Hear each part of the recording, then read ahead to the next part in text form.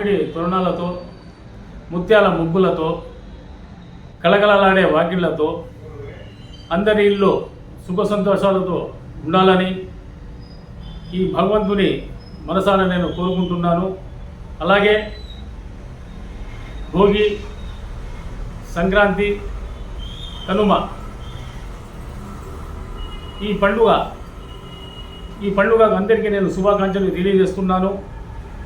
ప్రతి ఒక్కరూ బాగుండాలి, మంచి వాతావరణంలో పండుగ జరుపుకోవాలని ఆ భగవంతుని మనసాన నేను కోరుకుంటున్నాను.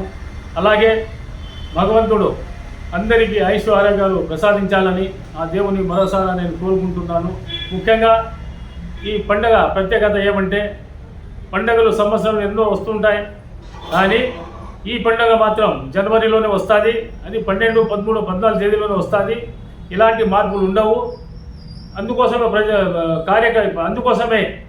యువకులు, విద్యార్థులు, ఉద్యోగస్తులు అందరూ ఒక ప్రణాళిక సిద్ధం చేసుకొని, రైతులు కూడా ఈ పండుగ మంచి వాతావరణం జరుపుకోవాలని చాలా ముందుగానే ప్రణాళిక సిద్ధం చేసుకొని పండుగ మంచి వాతావరణం జరుపుకుంటారు. అలాగే విదేశాల నుంచి కూడా మన ఆంధ్రప్రదేశ్కి చాలామంది వస్తారు ఈ పండుగ జరుపుకోవాలని చెప్పేసి. ఈ పండుగ ప్రత్యేకత అదే. సంక్రాంతి అంటే చాలామంది ఉత్సాహంగా, ఉల్లాసంగా ఈ పండుగ జరుపుకుంటారు. అందుకోసమే నేను మరొకసారి భగవంతునికి వేడుకుంటున్నాను. ప్రతి ఒక్కరూ బాగుండాలి, అందులో నేను ఉండాలి. మీ వేముల ఫయాజ్.